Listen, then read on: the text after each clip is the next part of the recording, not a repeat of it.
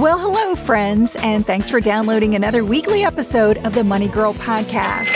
My name is Laura Adams. I'm your host. I'm a personal finance author, speaker, and consumer advocate who's been producing this show since 2008. A common question I get is, Laura, how do I talk to my parents about their money situation and about their future? This can definitely be a touchy issue. It's just not always easy to know how much or how little we should be involved in our parents' financial lives. Plus, parents can be a little reluctant to open up about their finances, and kids might not know exactly what to do or what to say to get prepared for their own future, much less their parents' future. This show is for you if you want to help your parents figure out the best way to navigate their financial future. And to help me with this conversation, I interviewed Cameron Huddleston. She is the author of a new book about this really important and often difficult topic. Cameron is an award-winning journalist with more than 17 years of experience writing about personal finance, my kind of gal. U.S. News and World Report named her one of the top personal finance experts to follow on Twitter. Her work has appeared all over the place in Kiplinger's Personal Finance, Business Insider, Chicago Tribune, Fortune, MSN, USA Today, Yahoo, and many, many more print and online publications. She's been featured on TV, radio, and all kinds of stations nationwide. She's been interviewed and quoted as an expert in the New York Times, Chicago Tribune, BBC.com, MarketWatch, and lots more. So on today's show, Cameron and I chat about conversation starters and strategies to communicate with your parents better about their finances. So we cover topics such as why having money talks sooner rather than later is so important. Strategies to start conversations that are not awkward or upsetting. We cover some key legal documents that your parents should have to protect their financial wishes. We talk about the challenges that a parent's memory issues can bring to estate planning, and what to do if your parents are not prepared for retirement or maybe they're struggling financially. Also, how to use long-term care insurance to manage a parent's future care expenses. Plus, ideas for aging parents to manage debt and cut expenses to free up more cash. So this is a lot of great information that we're going to cover today in episode number 597 called The Right Way to Talk with Parents About Money. Okay, here's my conversation with Cameron Huddleston. Cameron, thank you so much for coming on the show. Thank you so much for having me. You just wrote a new book, and I'm super excited for you. It's called Mom and Dad, We Need to Talk, How to Have Essential Conversations with Your Parents About Their Finances. It sounds a little scary. Why did you want to write this book? I know it is a very scary topic of conversation for a lot of people. And that's the reason I wrote this book, because I know how important these conversations are. I had to have them with my mother. She has Alzheimer's and I became her caregiver, but I realize that a lot of people don't want to have these conversations, even though they realize they're important. And a lot of people don't even realize how important these conversations are. And from my own experience, I went through it by myself, and I wanted people to know you don't have to go through this alone. I have created this manual for you that's going to walk you through it step by step, because I had to learn everything along the way. Even though I am a financial journalist and have been for many, many years, I didn't know how to do this. I didn't know how to start the conversation. I didn't know what information I needed to find out. I didn't realize I needed to be having that conversation sooner than I did. And so I just don't want people to make the same mistakes I did. And hopefully, if they read the book, they're not going to make those same mistakes. Why do you think these conversations are so difficult? I mean, it seems natural that we would just talk to our parents about money. Why do you think people just don't do it? There are several reasons that these conversations can be difficult. The biggest is that money in general is a taboo topic, and older generations in particular really think of it as a taboo topic. They were taught by their parents not to discuss money. They're still hanging on to that idea. You might have your parents teaching you that as you have grown up. I know my parents surely did. I'm a Gen Xer, and My parents always, my dad in particular, always told me, you shouldn't talk about money. It's just not polite. And so getting past that idea that you don't talk about money can be very difficult. And a lot of people, my age and younger I've talked to said, "Oh, I've tried to bring this up with my parents, but they say, this is none of your business. I don't need to talk about money." Getting past that taboo, that is a problem. Some people are embarrassed to talk about their finances because they haven't done a good job managing them. Sometimes parents don't want to talk to their kids about their finances because they think their kids are being greedy. So there are several reasons why it can be difficult, but I want people to realize that as awkward as the conversation might seem, not having it, the consequences can be a lot worse. There are things that you really need to discuss before an emergency happens so that you can have a plan, so that all of the legal documents are in place. If you wait until an emergency happens, it can often be too late, which is what I almost discovered with my mother because I didn't start having discussions with her until she started having memory issues. And that made things so much more difficult than they had to be. Yeah, that makes a lot of sense. So tell me about some of the legal documents that you wanted to make sure were in place for your mother. So this is so, so important. I think if anyone takes anything away from my book, I really hope this is it.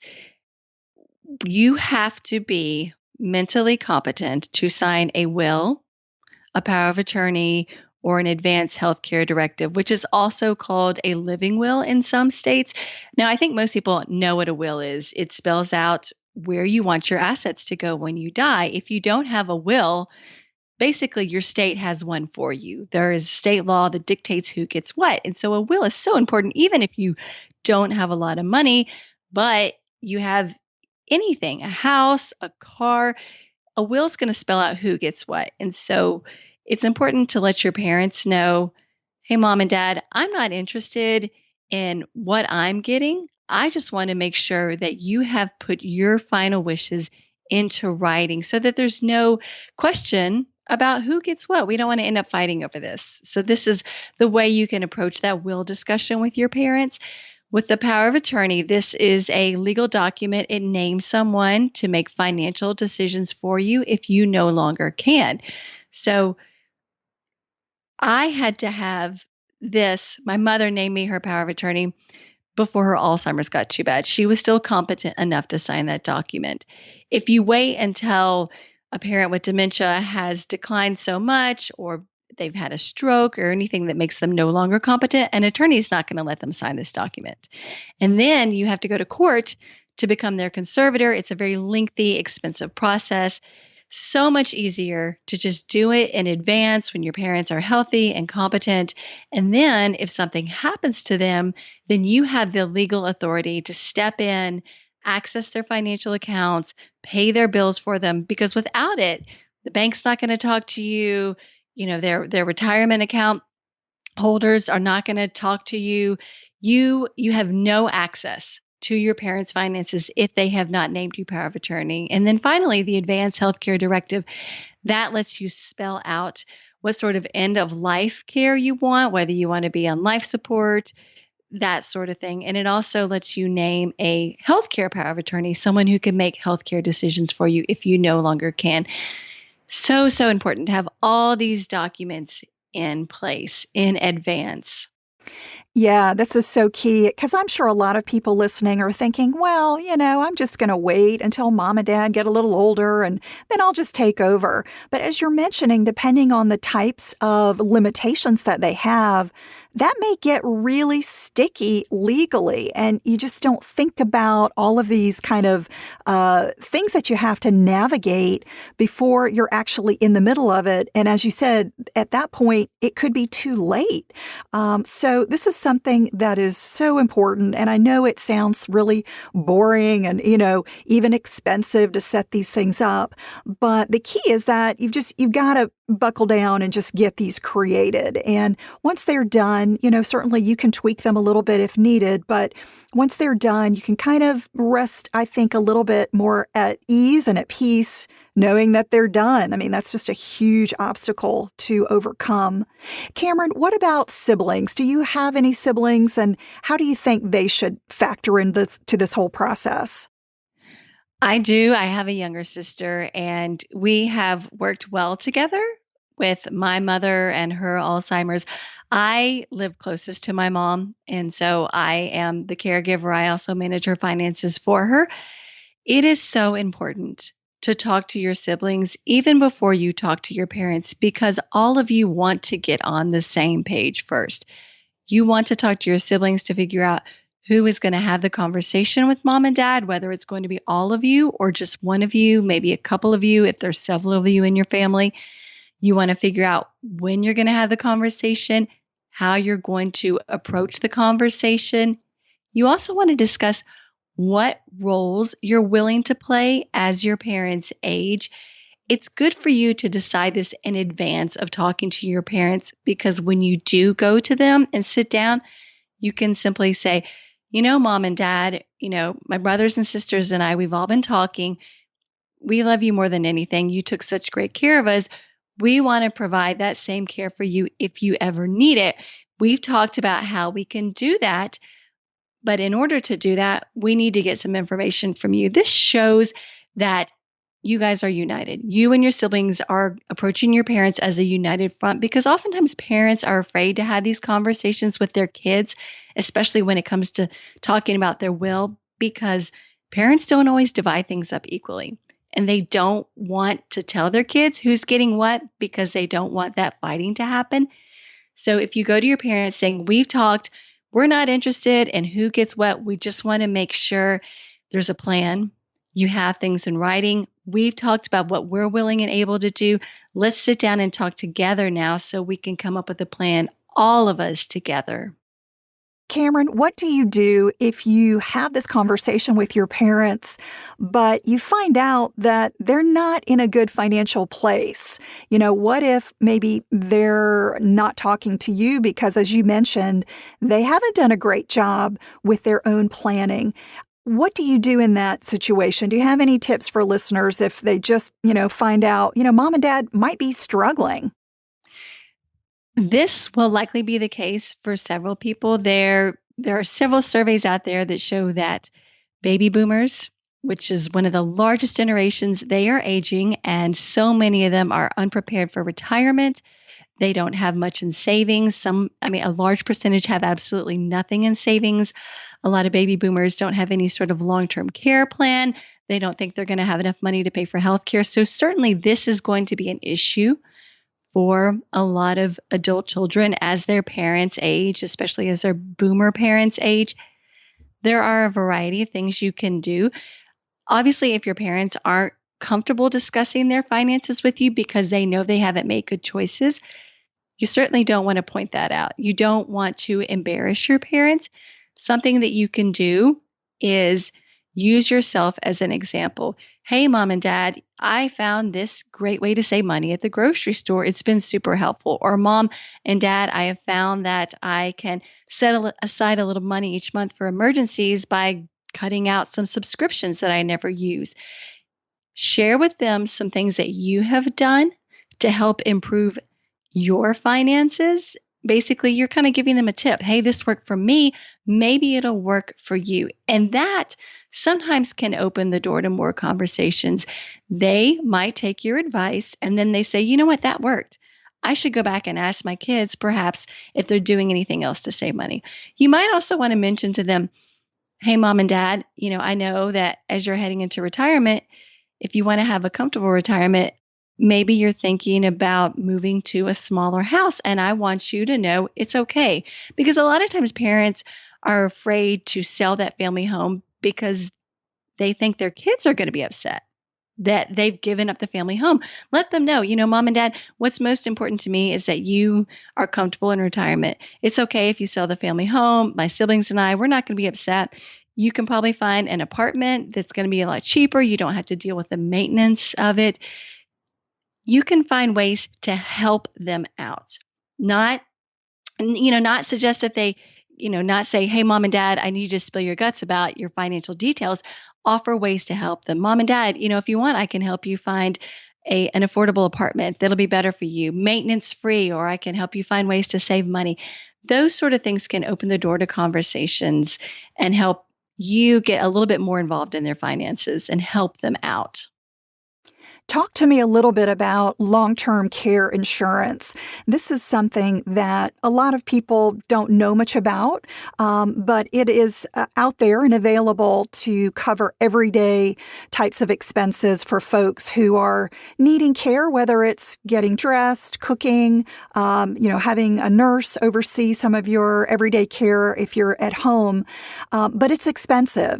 Is it something that children should consider buying on behalf of their parents?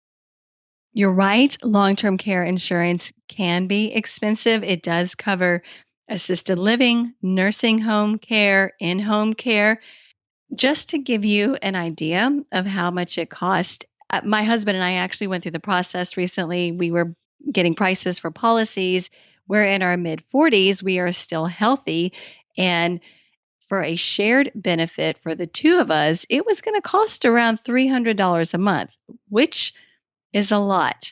If you are in your 50s, it's going to cost perhaps a little bit more, certainly in your 60s. So the younger you get it, the lower the cost, but you don't want to get it when you're too young because you're going to be paying a lot of money every month for a long period of time. I've seen some studies that show that really 10% or fewer of the older population have long-term care insurance. There are other options. You can get life insurance with a long term care benefit. This can be good for people who are afraid of basically kind of throwing away their money on a policy they might never use because someone is going to get the money one way or the other. If you need the long term care, you'll get the long term care benefit because it's life insurance. When you pass away, your beneficiaries will get money. There, you could actually save up enough money to cover long-term care. In addition to saving for your retirement, you can have a separate fund for long-term care. But this is something to consider. If $300 a month sounds like a lot, and that's, like I said, for a shared benefit, for a couple, you will pay less if you get an individual benefit. If $300 sounds like a lot for you to pay, you need to realize that the cost of assisted living every month is about $5,000. So if you can't afford 300 a month, how are you going to afford $5,000 a month? Unfortunately, most people aren't prepared to pay this expense, and that's why family members often become caregivers. And even if your parents cannot afford long-term care insurance, you want to have these conversations sooner rather than later so you can come up with a plan. If you are their long-term care plan, you need to discuss with them whether you can actually provide this sort of care. If you have kids of your own, you might have to say, Mom and Dad, I'm not sure I could actually help you out. We need to figure out a way to make this possible that is affordable. Yeah, I've seen statistics that show about half of nursing home expenses are paid by relatives, and so adult children could be paying something on the order of $10K a year, on average $12K or more, depending on the level of care needed. So it can definitely be expensive. And as you mentioned, if you can't afford that, thinking about long-term care insurance or life insurance policies, or even annuities that come with long-term care benefits are definitely some options to consider. Cameron, what about debt? If somebody is talking to their parents and they find out, oh my gosh, mom and dad have way more debt than I ever thought, what should we be thinking about that as kids? I actually interviewed someone for my book whose parents had a lot of mortgage debt still because they had refinanced their home. I think they had taken, perhaps it was like a home equity line of credit or a home equity loan to help pay for their children's college. And so they, already into retirement, they were still paying off this debt. And so the man I interviewed, he was a financial planner, actually suggested to his parents, I see that this is really stressing you out, that you're having to pay all of this mortgage debt every month. Maybe you want to consider selling the house and moving into an apartment. It took a couple of times mentioning that, planting that seed into his parents' heads, but finally the parents listened, sold the house, paid off what they owed, moved into an apartment. The monthly rent was lower than their mortgage, and they were like, "Wow, we have so much more money now in our budgets." So sometimes it's just kind of coming out and pointing out to your parents how much money they could be saving if they make a few changes. For example, if they sold the house. Now, if it's credit card debt, that's a different story because it's not like you can necessarily sell something and get rid of the debt. You're not selling a house and paying off a mortgage. That's a little harder to handle. There are some wonderful resources out there that you could point your parents to. The National Foundation for Credit Counseling. They have free and low cost counseling available for people. So you might want to suggest that your parents meet with a credit counselor to help them come up with a plan. You could use yourself as an example. Again, hey, mom and dad, I had a bunch of credit card debt. I was able to pay it off by using this method. Lots of different methods out there that you can find on the internet, the debt snowball method, the debt avalanche method. Figure out what works for you. Give examples of maybe how you cut some expenses so that you would have more cash to pay down your credit card debt. Certainly, debt can be a huge burden in retirement, and oftentimes, though, that biggest burden is the mortgage debt. And so, again, if you talk to your parents about the benefits, perhaps of selling a larger home they might be in and downsizing to something smaller sooner rather than later, they might see how much more room it's going to create in their budget for them and say, you know what, this is a good idea. I think I'm going to go for it. A lot of people don't realize that unless they're a joint credit holder or a joint account holder with their parents, that they are not responsible for their parents' debt in most cases.